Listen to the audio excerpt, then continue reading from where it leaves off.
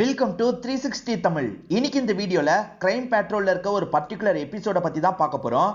இந்த எபிசோடு தமிழ்ல இல்ல, ஹிந்தில மட்டும்தான் இருக்கு. சோ மேற்கொண்டு எக்ஸ்பிளனேஷனை கண்டினியூ பண்ணுங்க. எக்ஸ்பிளனேஷனுக்குள்ள போறதுக்கு முன்னாடி வீடியோக்கு ஒரு லைக் போடுங்க. நீங்க போடுற லைக் மூலியமா இந்த வீடியோ இன்னும் நிறைய பேர்கிட்ட கொண்டு போய் சேர்க்கப்படும். மேற்கொண்டு டைம் வேஸ்ட் பண்ணாம நம்ம நேரடியா எக்ஸ்பிளனேஷனுக்குள்ள போயிடலாம். எபிசோடு ஸ்டார்டிங் சீனே ஒரு சின்ன பொண்ணை நமக்கு காட்டுறாங்க. இவ வச்சிருக்க பார்பி பொம்மைய சிலுவையில அரைகிற மாதிரிலாம் பண்ணிட்டு இருக்கா. ஏன் இப்படி பண்றானா, எதிர ஒரு பாடி அந்த மாதிரி இருக்கு, யாரோ கொலை பண்ணி தான் இப்படி பண்ணி வச்சிருக்காங்க போல. இத பார்த்துதான் இந்த பொண்ணு இப்படி பண்ணிட்டு இருக்கா. இப்பதான் ஸ்டார்டிங்ல இருந்து நடந்த விஷயத்த காட்டுறாங்க. இப்ப காலேஜுக்கு ரெடி ஆயிட்டு இருக்க ஒரு பொண்ணு நமக்கு காட்டுறாங்க. இவங்க பேரு ஜரீனா அப்படின்றது. ஜரீனாவை பொண்ணு பாக்குறதுக்காக ஆளுங்க வந்திருக்காங்க. இவங்க சொந்தக்காரங்களா தான் இருப்பாங்க. பையனும் அவங்களோட அம்மாவும் தான் வந்திருக்காங்க. பொண்ணு எங்களுக்கு ஓகே தான், சீக்கிரமா கல்யாணத்தை முடிச்சிடலாம் அப்படின்ற மாதிரிலாம் அம்மா சொல்லிட்டு இருக்காங்க. ஆனா பொண்ணு இதுக்கப்புறம் படிக்க தேவையில்ல, வீட்டு வேலையை பார்த்துக்கிட்டா மட்டும் போதும்ன்ற மாதிரிலாம் அந்த லேடி சொல்லிட்டாங்க. ஆனா பொண்ணுக்கு ஒரு அண்ணன் இருக்காரு, பேரு யூசுப் அப்படின்றது. அவ படிக்கணும்னு ரொம்ப ஆசைப்படுறா, படிக்கட்டுமே அப்படின்ற மாதிரிலாம் கேட்கறாரு.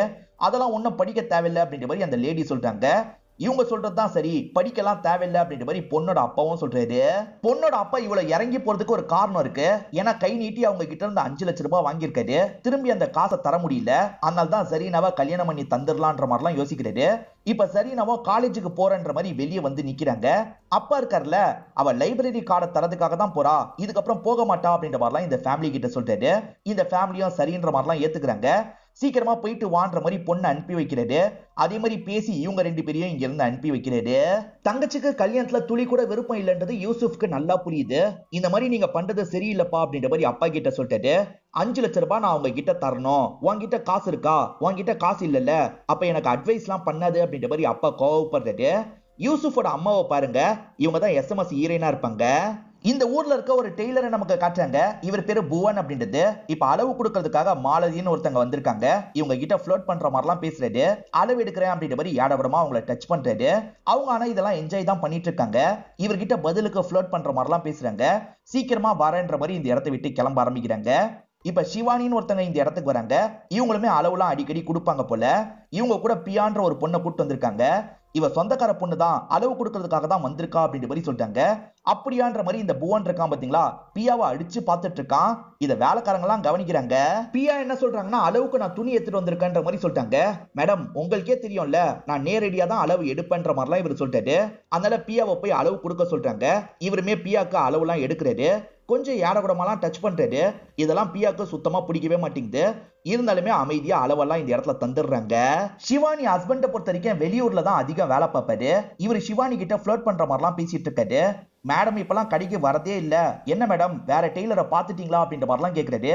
அப்படிலாம் இல்லன்ற மாதிரி அவங்களும் ஜாலியா பேசுறாங்க. இவங்க 2 பேர் சிரிச்சு சிரிச்சு பேசிட்டு இருக்காங்கல்ல, இதெல்லாம் பியாக்கு பார்க்கும்போது செம்ம கடுப்பா இருக்கு. என்ன இவன் இப்படி ஃப்ளோட் பண்றான் அப்படின்ற மாதிரிலாம் யோசிச்சுட்டு இருக்காங்க. ஜரீனாவை பொண்ணு கேட்டுட்டு போனாங்கல்ல, அவங்கள பையன் பேரு இர்ஃபான் அப்படின்றது. இர்ஃபான் இருக்காருல்ல, அம்மா நம்ம பண்றது கொஞ்சம் கூட சரியில்லைம்மா அப்படின்ற மாதிரி சொல்லிட்டாரு. காரணம் இந்த அம்மாக்கு அந்த 5 லட்சம் ரூபாயும் வேணும், அதே சமயம் அந்த பொண்ணும் வேணும். முதல்ல கல்யாணம் முடிச்சுட்டு அந்த 5 லட்சம் ரூபாயை கேட்கலான்ற மாதிரிலாம் பிளான் வச்சிருக்காங்க.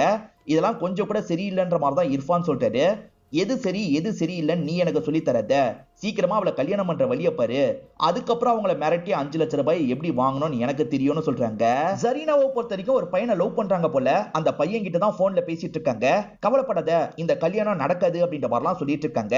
இவங்க இந்த மாதிரிலாம் பேசிட்டு இருக்கிறத புவன் கவனிச்சிட்டு இருக்காரு. இப்ப புவன் கடையில கொடுத்த துணியை வாங்குறதுக்காக தான் வந்திருக்காங்க. இவ தான் நம்ம கிட்ட மாட்டவே மாட்டான்ற மாதிரிலாம் புவன் உள்ளுக்குள்ள யோசிச்சுட்டு இருக்காரு. இப்ப இவங்களுமே ட்ரெஸ் வாங்குறதுக்காக தான் வந்திருக்கன்னு சொல்றாங்க. இவருமே ஆளை எடுத்துட்டு வர சொல்றாரு. ஆளுமே எடுத்துட்டு வந்து தந்துடுறாரு. ஆனா அளவு எல்லாமே வித்தியாசமா தச்ச மாதிரி இருக்கு. என்ன இவ்வளவு லூசா தச்சிருக்கீங்க அப்படின்ற மாதிரிலாம் இவங்க கேக்குறாங்க.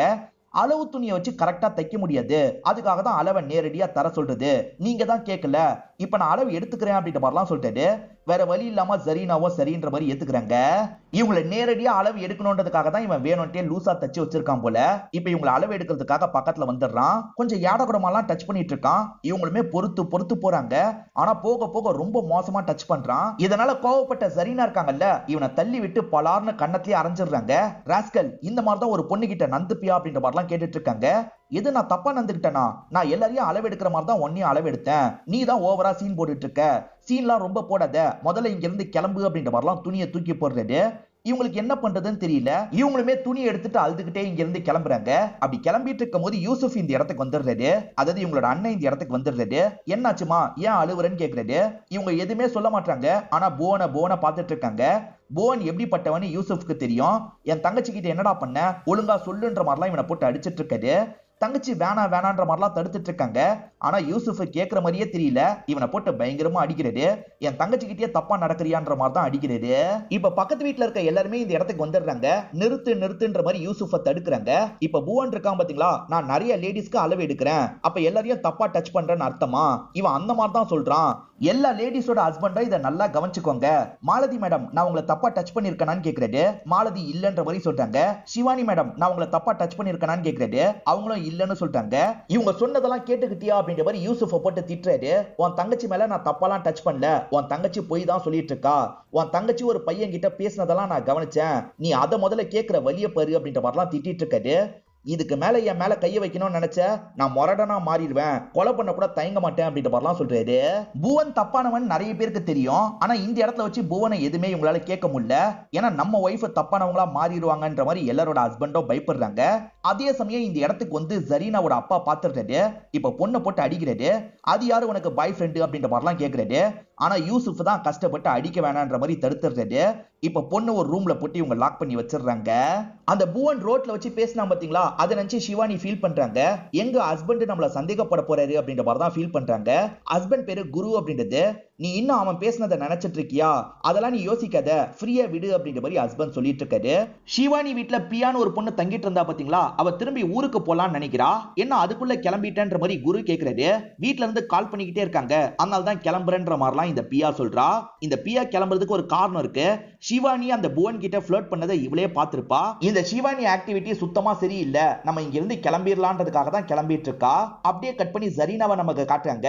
ரூம்ல லாக் செய்யப்பட்டிருக்கவங்க பயங்கரமா ஃபீல் பண்ணி அழுதுட்டு இருக்காங்க. இப்பதான் இர்ஃபானோட அம்மா கால் பண்ணி எப்ப கல்யாணத்தை வச்சுக்கலான்ற மாதிரி கேக்குறாங்க. சீக்கிரமா கல்யாணம் பண்றது தானே நல்லது, அதனால ஜரீனா அம்மா சீக்கிரமா வச்சுக்கலாம்னு சொல்றாங்க. சரின்ற மாதிரிலாம் அந்த லேடி ஏத்துக்கிறாங்க. அம்மா பேசினதா ஜரீனா கேட்டிருப்பா. நம்ம வீட்டுல இருந்தா சீக்கிரமா கல்யாணம் பண்ணி வச்சிருவாங்க, இங்க இருந்து தப்பிக்கணும்ன்ற மாதிரி யோசிக்கிறா. இப்ப இவளோட துணிமணி எல்லாம் எடுத்துட்டு ஜன்னல் வழியா வெளியே வந்துடுறா. இங்க இருந்து கிளம்பலான்னு வேகமா வந்துட்டு இருக்கா. எதிர யாரோ வந்து நிக்கிறாங்க.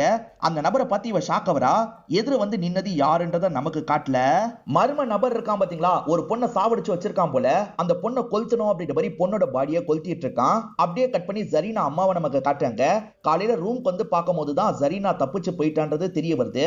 இதை பத்திலாம் ஹஸ்பண்ட் கிட்ட சொல்லிட்டு இருக்காங்க. இவங்க பேசிட்டு இருக்கும் போது கரெக்டா இர்ஃபான் அம்மாவும் இர்ஃபானும் இந்த இடத்துக்கு வந்துடுறாங்க. இப்பதான் பொண்ணு காணாம இருக்கிறது தெரிய வருது. ஓஹோ, விருப்பம் இல்லாம ஓடி போயிருக்காளா, இந்த மாதிரி ஒரு குடும்பத்து கூட போய் சம்பந்தம் வைக்கணும்னு நினைச்சேன் பாருங்க, என்ன சொல்லணும்ன்ற மாதிரி கோவமா பேசிட்டு இருக்காங்க. அப்பன்னு பார்த்து மாலதி இந்த இடத்துக்கு வராங்க. ஒரு பொண்ணு எரிஞ்ச நிலைமையில கிடைச்சிருக்கா அப்படின்ற மாதிரி சொல்றாங்க. இது எரிஞ்ச நிலைமையில பாடி கிடைச்சிருக்கான்ற மாதிரி குடும்பத்தை சேர்ந்தவங்க ஷாக் ஆகுறாங்க. இப்ப பாடியை பாக்குறதுக்காக அந்த இடத்துக்கு வராங்க. அடையாளம் சுத்தமா தெரியல, அந்த அளவுக்கு பாடி எரிக்கப்பட்டிருக்கு. இப்ப இன்ஸ்பெக்டருமே விசாரிக்கிறதுக்காக இந்த இடத்துக்கு வந்துடுறாரு. அடையாளம் சுத்தமா இவருக்கு தெரியல, மிஸ்ஸிங் கேஸ் எல்லாத்தையும் செக் பண்ணுங்க அப்படின்ற மாதிரிலாம் ஆளுங்க கிட்ட சொல்லிட்டு இருக்காரு. ஒருவேளை நம்ம பொண்ணை யாராவது சாவடிச்சிருப்பாங்களா அப்படின்ற மாதிரி ஜரீனா அம்மாக்கு பயம் வருது. ஆனா அதை பத்தி எல்லாம் போலீஸ் கிட்ட சொல்ல மாட்டாங்க. இன்ஸ்பெக்டர் செக் பண்ணிட்டு இருக்கும் போது அந்த இடத்துல ஒரு மெஷரிங் டேப் இருக்கிறத பாக்குறாரு. கொஞ்சம் ரத்த கரெல்லாம் இருக்கு. மெஷரிங் டேப் இந்த இடத்துக்கு எதனால வந்தது அப்படின்ற மாதிரிலாம் இவர் யோசிக்கிறாரு. பக்கத்துல இருக்க எல்லா கடையிலையும் செக் பண்ணி பாருங்கன்ற மாதிரிலாம் சொல்றாரு. ஆளுங்க சரின்ற மாதிரிலாம் ஏத்துக்கிறாங்க. இப்ப ஆளுங்க இருக்காங்கல்ல, சுத்தி இருக்க எல்லா கடையிலையும் விசாரிச்சுட்டு இருக்காங்க. எல்லாருமே எங்கள்து இல்ல அப்படின்ற மாதிரிலாம் சொல்லிட்டு இருக்காங்க. இந்த மாதிரி தான் இவங்க புவன் கடையில விசாரிக்கிறதுக்காக வராங்க. இது உங்க மெஷரிங் டேப்பா பாருங்கன்ற மாதிரி அசிஸ்டன்ட் காட்டுறாரு. பார்த்து ஒரு ஆமா இது என்னோட மெஷரிங் டேப் தான், எப்படி வந்தது தாங்கன்ற மாதிரி வாங்குறதுக்காகலாம் வராது. ஊர் எல்லையில எரிக்கப்பட்ட நிலைமையில ஒரு பொண்ணோட பாடி கிடைச்சிருக்கு, அதுக்கு பக்கத்துல தான் இந்த டேப் இருந்தது, நீங்க தான் இந்த விஷயத்த பண்ணீங்களா அப்படின்ற மாதிரிலாம் பிளேம் பண்றாங்க. இது நான் கொலை பண்ணனா, நான்லாம் பண்ணல, ஒரு நாளைக்கு கடைக்கு 20 பேர் 30 பேர் வராங்க, அதுல யாராவது எடுத்துட்டு போய் என்ன மாட்ட வைக்கிறதுக்காக கூட இப்படி பண்ணிருக்க வாய்ப்பு இருக்குன்ற மாதிரி சொல்றாரு. தினமும் கடைக்கு நிறைய பேர் வராங்கன்னு சொன்னீங்கல்ல, அவங்களோட லிஸ்ட் எல்லாம் எனக்கு வேணும்ன்ற மாதிரி இந்த அசிஸ்டன்ட் கேக்குறாரு.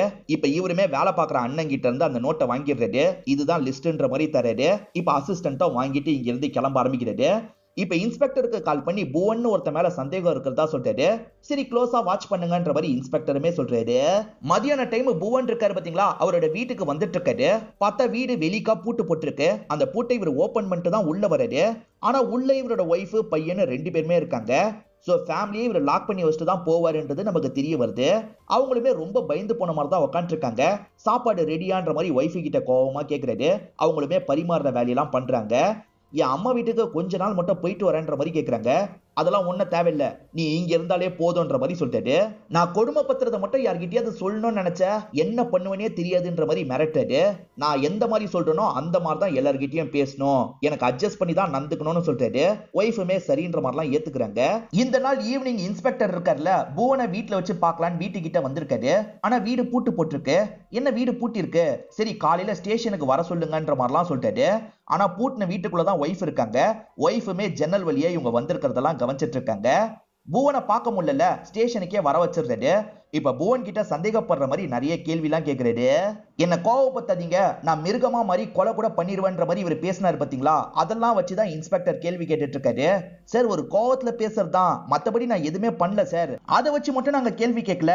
பாடி கிடைச்சது இல்ல, அதுக்கு பக்கத்துல தான் அந்த டைம் உங்க போன் ஆக்டிவா இருந்திருக்கு, நீங்க எதுக்காக அந்த இடத்துக்கு போனீங்கன்ற மாதிரிலாம் கேக்குறாரு. சார் பஸ் ஸ்டாப்க்கு என்னோட ஒய்ஃபை கூப்பிடுறதுக்காக தான் போனேன், என் ஒய்ஃபு கிட்ட வேணா வந்து கேளுங்கன்ற மாதிரிலாம் இவர் சொல்லிட்டாரு. ஒய்ஃப் இவர் எது சொன்னாலும் ஆமான்னு தானே சொல்லுவாங்க. அந்த தைரியத்துல தான் ஒய்ஃபை காட்டுறதுக்காக இவர் கூட்டு வந்துடுறாரு.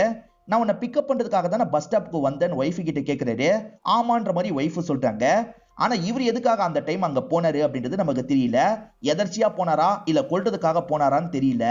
என் கூட தான் இருந்தாருன்ற மாதிரி ஒய்ஃப் சொல்றாங்கல்ல, அதனால இன்ஸ்பெக்டரும் கிளம்பலான்ற மாதிரி இங்க இருந்து கிளம்பிடுறாரு.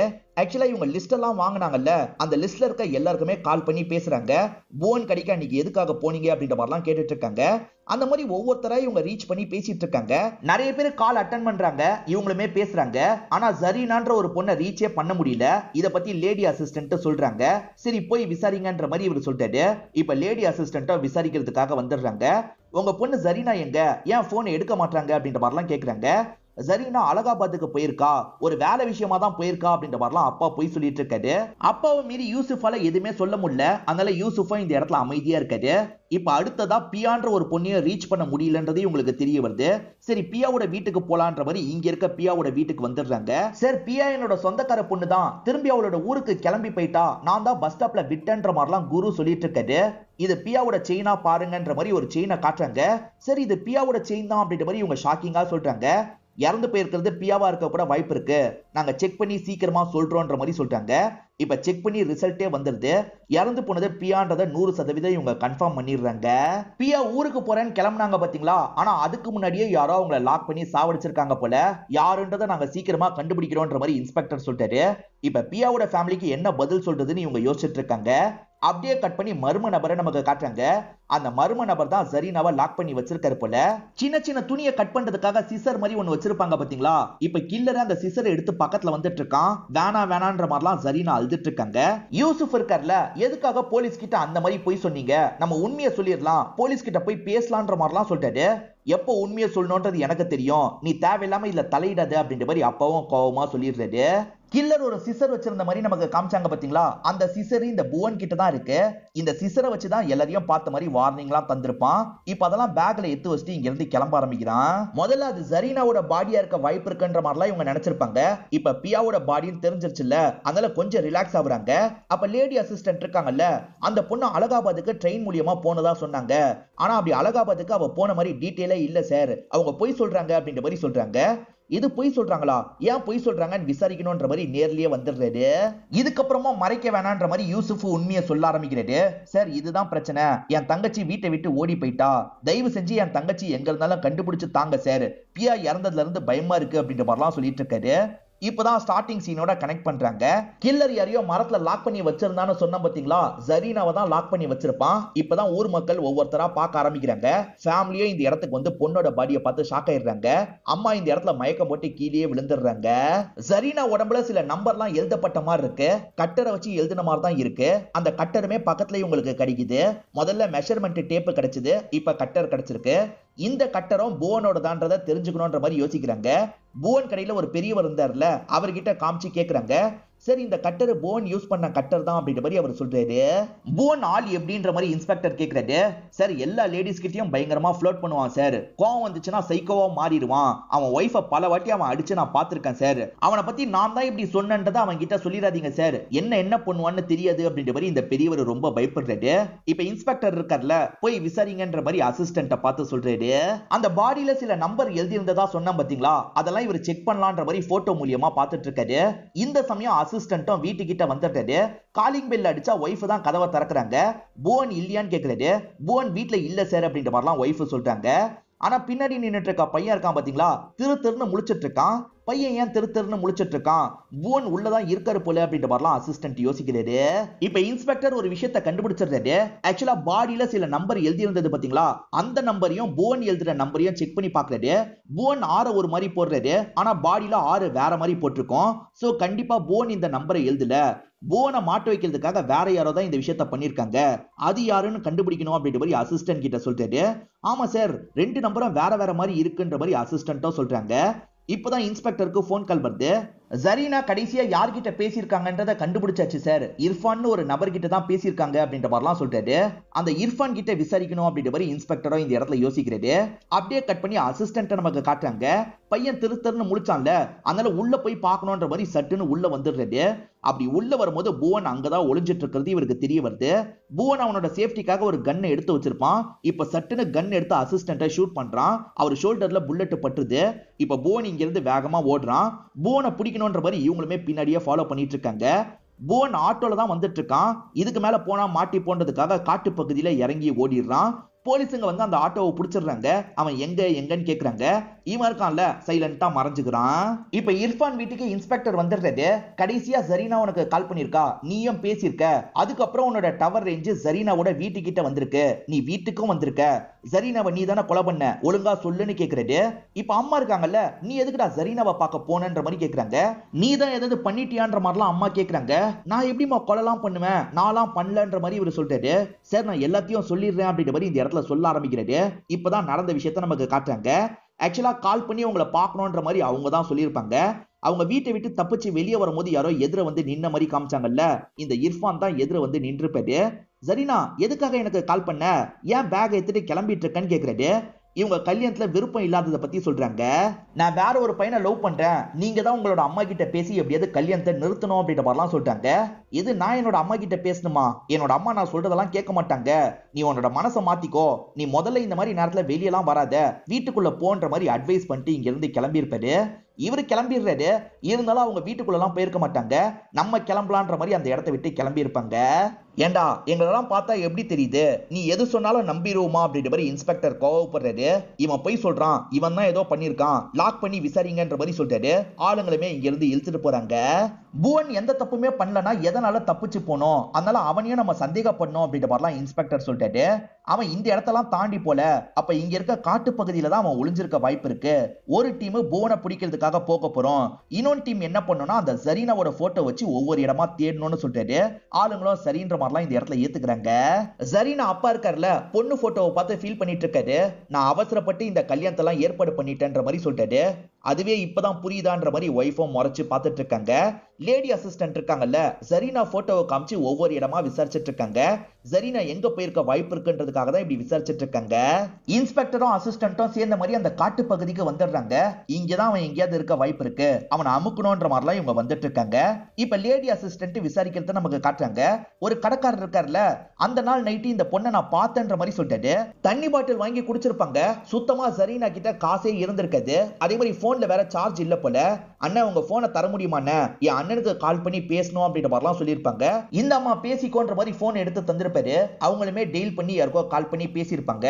அண்ணன் கிட்ட பேசுறதா போனை வாங்கியிருக்கா, அப்ப யூசுப் கிட்ட தான் பேசியிருக்கா போல. யூசுஃபை லாக் பண்ணி விசாரிக்கணும் அப்படின்ற மாதிரிலாம் இவங்க யோசிக்கிறாங்க. அந்த கால் லாக் இன்னும் உங்க கிட்ட இருக்கும்ல, உங்க போனை தாங்கன்ற மாதிரி இந்த லேடி ஆபீசர் கேக்குறாங்க.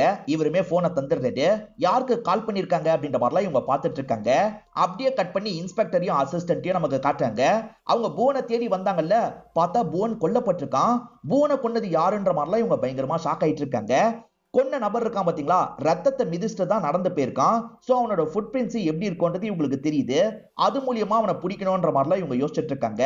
இப்ப நைட்டு நேரம் மர்ம நபர் இருக்காரு பாத்தீங்களா, ஒரு பகுதிக்கு வராரு, ஒரு பழைய கார் எடுத்துட்டு கிளம்பலாம்னு நினைக்கிறாரு. ஆனா அதுக்குள்ள போலீஸ் இந்த இடத்துக்கு வந்து அவர் அமைக்கிறாங்க. இந்த கில்லர் யாரா இருக்கும்னு உங்களுக்கு ஏதாவது கெஸ் இருக்கா? அப்படி கெஸ் இருக்குன்னா டைம் எடுத்து சொல்லுங்க. இந்த வீடியோவை பாஸ் கூட பண்ணிக்கோங்க. கில்லர் வேற யாரும் கிடையாது, குருன்னு ஒருத்தரை காமிச்சாங்கல்ல, அவர் தான் இந்த கொலையெல்லாம் பண்ணிருப்பாரு. எதுக்காகடா இந்த கொலையெல்லாம் பண்ணன்ற மாதிரி குரு கிட்ட கேக்குறாங்க. என் ஒய்ஃபுக்காக தான் இந்த விஷயத்த பண்ணன்ற மாதிரி இவனுமே சொல்றான். உன் ஒய்ஃபுக்காக எதுக்காகடா சொந்தக்கார பொண்ணுன்னு கூட பார்க்காம கொலை பண்ண, தெளிவா சொல்லுன்ற மாதிரிலாம் இன்ஸ்பெக்டர் கேட்கிறாரு. இவனுமே இந்த இடத்துல சொல்ல ஆரம்பிக்கிறான். ஆக்சுவலா இந்த ஒய்ஃபுக்கு புவன் கூட அஃபேர்லாம் இருந்துட்டு இருக்கும். ரெண்டு பேருமே வீட்டுல ஒன்னா இருக்கிறதெல்லாம் எதர்ச்சியா வந்த ஹஸ்பண்ட் கவனிச்சிருப்பாரு. பார்த்த ஹஸ்பண்டுக்கு பயங்கரமா கோவம் வருது. அதெல்லாம் தாண்டி இவருக்கு சிவானிய ரொம்ப பிடிக்கும். அதனால நம்ம சண்டை போட்டா அவ பிரிஞ்சு போக கூட வாய்ப்பு இருக்கு. இதை நம்ம கண்டுக்காம விட்டுலாம் அப்படின்ற மாதிரி கண்டுக்காம விட்டுருப்பாரு. அன்னைக்கு புவன் கோவப்பட்டு பேசினா பாத்தீங்களா, என்ன மிருகமா மாத்திராதீங்க, எனக்கு நிறைய விஷயங்கள் தெரியும், அதெல்லாம் சொன்னா நிறைய பேர் அசிங்கப்படுற மாதிரி இருக்கும் அப்படின்ற மாதிரிலாம் சொல்லியிருப்பான். ஏன்னா இவன் மாலதி கூடயும் சிவானி கூடயும் அஃபேர்ல தான் இருப்பான். அதெல்லாம் போட்டு உடைச்சிருவான்ற மாதிரி தான் இன்டைரக்டா மிரட்டி இருப்பான். அவன் அஃபேரை பத்தி சொல்லிட்டானா என்ன பண்றது அப்படின்ற மாதிரி தான் சிவானி யோசிச்சிருப்பாங்க. இது ஹஸ்பண்டுக்கும் தெளிவா புரிஞ்சிருக்கும். அதனால புவனை ஏதாவது பண்ணணும் அப்படின்ற மாதிரி நினைச்சிருப்பாரு. புவன் கடைக்கு உடனே கிளம்பி வந்திருப்பாரு. புவன் பேசிட்டு இருக்கும் போது இவர் இருக்கார்ல, அவங்க கிட்ட இருக்க பொருளை எடுத்துப்பாரு. கொலை பண்ணி அந்த இடத்துல இந்த பொருளை போடணும்னு நினைச்சிருப்பாரு. பியாவை எதுக்காக கொலை பண்ணன்னு இன்ஸ்பெக்டர் கேக்குறாரு. ஆக்சுவலா சிவானிய பத்தி பியாக்கு கொஞ்சம் தெரிய ஆரம்பிச்சிருச்சுல்ல, அது இவருக்குமே புரிஞ்சிருக்கும். பியா ஊர்ல போய் எல்லார்கிட்டயும் சொல்லிட்டா என்ன பண்றது அப்படின்ற மாதிரிலாம் இவர் யோசிச்சிருப்பாரு. பியா நானே போய்க்கிறேன்ற மாதிரி தான் வீட்டை விட்டு கிளம்பி இருப்பாங்க. ஆனா இவர் இருக்கார்ல, பியா நானே உன்னை பஸ் ஸ்டாப்ல விடுறேன், நீ ஏறுன்ற மாதிரி சொல்லியிருப்பாரு. சரின்ற மாதிரி அவங்களுமே பைக்ல ஏறி இருப்பாங்க. ஆனா இவர் இருக்காரு பாத்தீங்களா, ஒரு இடத்துக்கு இவங்களை கூட்டு வந்து லாக் பண்ணிருப்பாரு. இவங்கள தான் எரிச்சு இவர் காலி பண்ணிருப்பாரு. மெஷரிங் டேப்பை பக்கத்துல போட்டுட்டா அந்த புவன் மாட்டுவான்ல, அதுக்காக தான் மெஷரிங் டேப்பை பக்கத்துல போட்டிருப்பாரு. சரி எதுக்காகடா ஜரீனாவை கொன்னு அப்படின்ற மாதிரி இன்ஸ்பெக்டர் கேக்குறாரு. ஜரீனாவை கொண்டது என்னோட நோக்கமே கிடையாது, நடந்ததே வேற. ஜரீனா என்ன ஒரு அண்ணன் மாதிரி தான் பார்த்தா, அதனால தான் அன்னைக்கு நைட் எனக்கு கால் பண்ணா அப்படின்ற மாதிரி சொல்றாரு. சொந்த அண்ணன் கூட அப்பாவை மீறி ஹெல்ப் பண்ண மாட்டாரு. குருக்கு கால் பண்ணலான்னு இவன் நினைச்சிருப்பா. குருக்கு தான் கால் பண்ணிருப்பா. கால் லாக வாங்கி லேடி ஆபீசர் பார்த்தாங்கல்ல, அப்பயா உங்களுக்கு தெரிஞ்சிருக்கும். அது மூலியமா தான் இவங்க குருவை லாக் பண்ணி வச்சிருக்காங்க. அன்னைக்கு நடந்ததை இப்ப நமக்கு காட்டுறாங்க. வீட்டை விட்டு ஓடி போறதுக்கு முடிவு பண்ணிட்டேன்னு, இங்க வர முடியுமான்னு கேக்குறா. நான் வரேன்ற மாதிரி இவருமே அந்த இடத்துக்கு வந்துடுறாரு. ஏமா இந்த மாதிரிலாம் முடிவு எடுக்கிற, நீ வீட்டுக்கு வான்னு கூப்பிடுறாரு. இல்லன்னா வீட்டுக்கு வந்தா கல்யாணம் பண்ணி வச்சிருவாங்க, என்கிட்ட சுத்தமா காசு இல்ல, அதனால தான் உங்களை கூப்பிட்டேன், கொஞ்சம் காசு மட்டும் தாங்க அப்படின்ற மாதிரிலாம் இவ கேட்டுட்டு இருக்கா. உன் வீட்டுல இருக்கவங்க கிட்ட எல்லாம் நான் பேசிக்கிறேன், நீ முதல்ல நம்ம ஊருக்கு கிளம்பி வா. உனக்கு விஷயம் தெரியுமா, பியாவை யாரோ எரிச்சு கொண்டிருக்காங்க, போலீஸ்க்கு அந்த பாடி யாரோடதுன்னு தெரியாம முடிச்சிட்டு இருக்காங்க அப்படின்ற மாதிரி சொல்லிட்டாரு. இவரே பியாவோட பாடின்னு சொல்லிட்டாரு. அதுக்கப்புறம் தான் போலீஸுக்கு யாருன்னு தெரியலன்ற மாதிரி சொல்லியிருப்பாரு. போலீஸ்க்கே யாரோட பாடின்னு தெரியலனா உங்களுக்கு மட்டும் எப்படி பியான்னு தெரிஞ்சது அப்படின்ற மாதிரி இவங்க கேக்குறாங்க. அச்சச்சோ அவசரப்பட்டு உளறிட்டுமே அப்படின்ற மாதிரிலாம் இவர் யோசிக்கிறாரு. சட்டுன்னு இவங்களை லாக் பண்ணிட்டாரு. இவங்களை வேகமா ஒரு இடத்துக்கு தூக்கிட்டு வந்து லாக்லாம் பண்ணி வச்சிருப்பாரு. இவங்க கதையை முடிச்சுதான் ஆகணும் அப்படின்ற மாதிரி தான் கதையை முடிச்சிருப்பாரு. எப்படியாவது போலீஸ் புவனை லாக் பண்ணிடுவாங்க, நம்மளும் ஒய்ஃபும் நிம்மதியா இருக்கலாம், ஒய்ஃப் புவனை நினைச்சு கவலைப்பட மாட்டா அப்படின்ற மாதிரிலாம் இவர் நினைச்சிருப்பாரு. ஆனா போலீஸுங்க புவன் மேல சந்தேகப்படுறதை நிறுத்தி இருப்பாங்க. புவன் தப்பிச்சு காட்டு பகுதிக்கு வேற போயிருப்பான். புவன் இருக்கான்ல, இவர்கிட்ட ஹெல்ப் கேட்கலான்ற மாதிரி இவருக்கு கால் பண்ணி காட்டு பகுதிக்கு வர வச்சிருப்பான். இதுதான் நல்ல சான்ஸ், இவன் கதையை முடிக்கலான்ற மாதிரி இவருமே முடிச்சிருப்பாரு. சைலண்டா அங்க இருந்து தப்பிச்சு போயிருப்பாரு. ஒய்ஃப் அஃபேர்ல இருக்காங்கன்னு தெரிஞ்சா அவங்கள மன்னிச்சிருக்காரு. அதே மாதிரி அஃபேர்ல இருக்க நினைச்சு ஒய்ஃப் பயப்படுறாங்க. ஹஸ்பண்டுக்கு தெரிஞ்சிருச்சுன்னா என்ன பண்றது அப்படின்ற மாதிரி ஃபீல் பண்றாங்க. அந்த ஃபீலிங்கையும் போக வைக்கணும்ன்றதுக்காக தான் இவர் கொலைலாம் பண்ணிருக்காரு. என்ன மனுஷன் இல்ல, யாரா நீ கோமாளின்ற மாதிரி இந்த இன்ஸ்பெக்டரும் ஒரு பார்வை பாக்குறாரு. இதோடயே இந்த கதையை நமக்கு முடிச்சிடுறாங்க. இந்த கதையில வந்த ட்விஸ்ட் அண்ட் டர்ன்ஸ்லாம் உங்களுக்கு பிடிச்சிருக்கோன்னு நம்புறேன். இந்த வீடியோ உங்களுக்கு பிடிச்சிருந்ததுன்னா லைக் பண்ணுங்க, கமெண்ட் பண்ணுங்க, மறக்காம 360 தமிழ் சேனலை சப்ஸ்கிரைப் பண்ணுங்க. தொடர்ச்சியா இந்த மாதிரி வீடியோக்கள் வந்துகிட்டே தான் இருக்கும்.